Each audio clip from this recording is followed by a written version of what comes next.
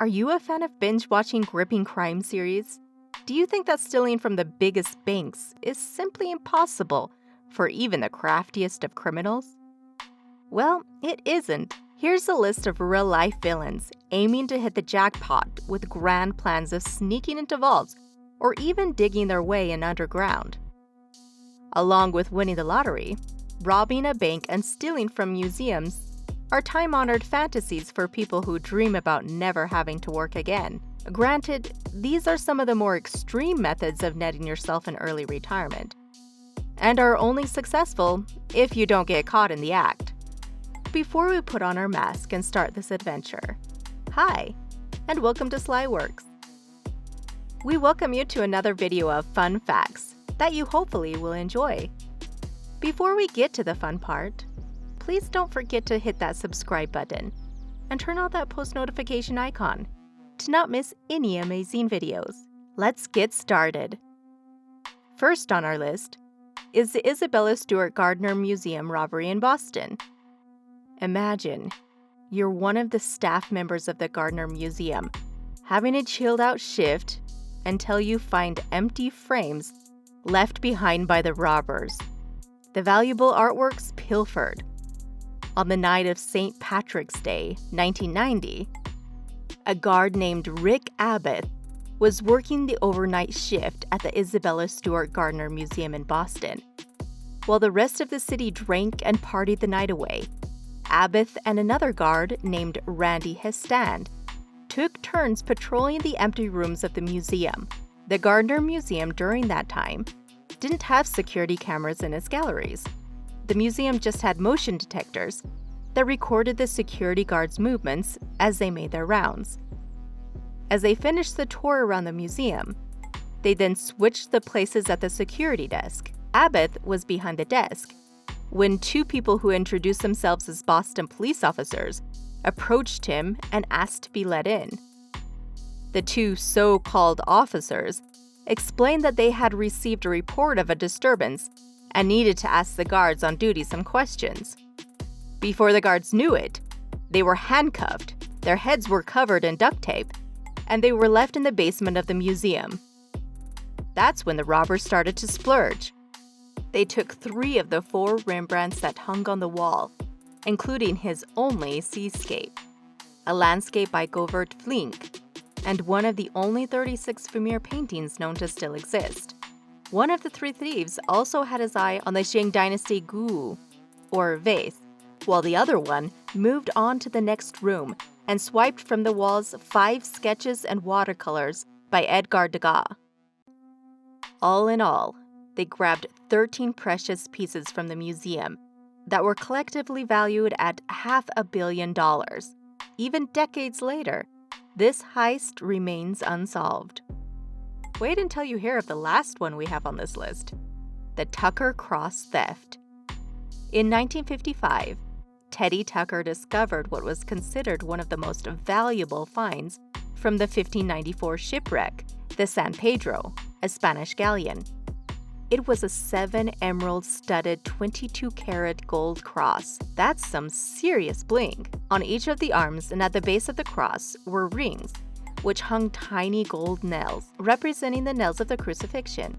Tucker was a professional treasure hunter and was diving off the coast of Bermuda when he uncovered the cross in shallow waters. He was astonished when he saw the cross resting face down in the sand. The cross was sent to the British Museum. The valuation placed its worth in the region of $200,000. The acclaim afforded to him by his discoveries allowed Teddy and the cross to take center stage for the opening of the new Bermuda Maritime Museum, the opening of which was to be honored by the attendance of Queen Elizabeth II. But a piece of bitter news was just coming into dock when the Queen, alongside Prince Philip, arrived in Bermuda on February 16, 1975. The event was overshadowed by what is perhaps one of the least known yet most significant heists of the last 50 years. Tucker's cross had been stolen. It wasn't noticed the cross was missing right away, or that it actually had been stolen at all. To this date, it remains a mystery when exactly the treasure was stolen. or who took Tucker's cross? Who will find the cross this time? Where does this precious relic wait to be discovered and returned for all to enjoy? Will it ever be found again? Check your granddad's attics, everyone. You never know who the culprit might be. This next heist plays out like a plot of a movie. The only difference is, it's real. The Banco Central robbery in Fortaleza, Brazil. This heist ran over for 3 months, during which the thieves started digging and paving a tunnel on the way to the bank's vault where money was kept. The thieves rented a place a few blocks away from the bank, posing the building as a shop selling artificial grass. Not the best cover. Who likes AstroTurf? From there, they started tunneling all the way to the bank. On August 6, 2005, the burglars finally tunneled into the bank and withdrew 5 containers of 50 real notes. This jackpot had an estimated worth of $71.6 million at the 2005 exchange rate and weighed about 3.5 tons. To break into the vault, the gang dug an 80-meter tunnel, wood-paneled, and fitted with electric lighting and rudimentary air conditioning.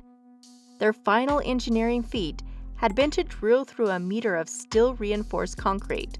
The only solid information the police had was a copy of the identity document that had been used to rent the building. The name of the leaseholder was Paulo Sergio de Souza, and on his identification card, there was a photograph of him, bizarrely wearing a hat. Even with this information on their hands, it was still hard for the police to trace who this man was. The bills were not numbered sequentially, making them almost impossible to trace. But in November 2009, 13 suspects had been arrested, and about 11% of the stolen money recovered. The search of the culprits is still going on to this day, but who knows where and when, and even if, they'll be caught. The D.B. Cooper hijacking. This one isn't your typical robbery. It's more like taking an entire airline crew hostage. Yes, they were flying in the air when it happened. On November 24, 1971, a man named D.B. Cooper, not his real name, hijacked a plane headed from Portland, Oregon to Seattle, Washington. He parachuted from the Boeing 727 with $200,000 in ransom money. 30 minutes after the plane's takeoff, D.B. Cooper instructed the stewardess that he was carrying explosives and demanded 2 things: $200,000 and 4 parachutes. Shortly after his requests were carried out, he released the passengers and ordered the plane into the air again, with a few cabin members and pilots. Destination: Mexico. But Cooper didn't complete the journey. He took a parachute and jumped out. 10,000 feet in the air with the money stashed in a bag. To this day, nobody knows who he is or where he came from.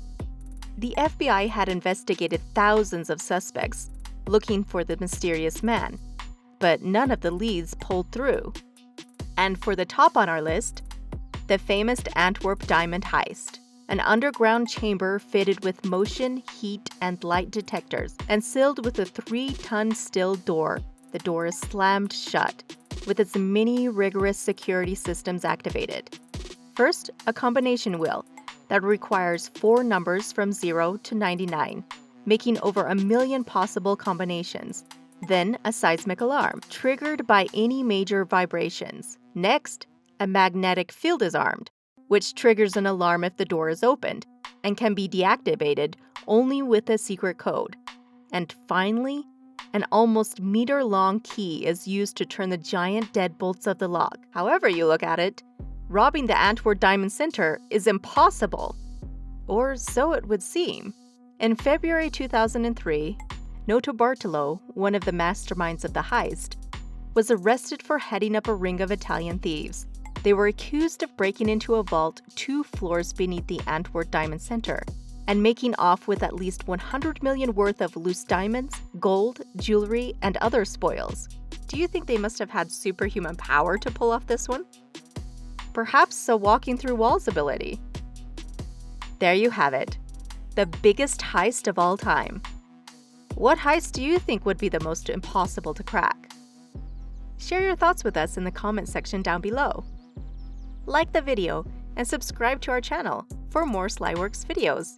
See you next time!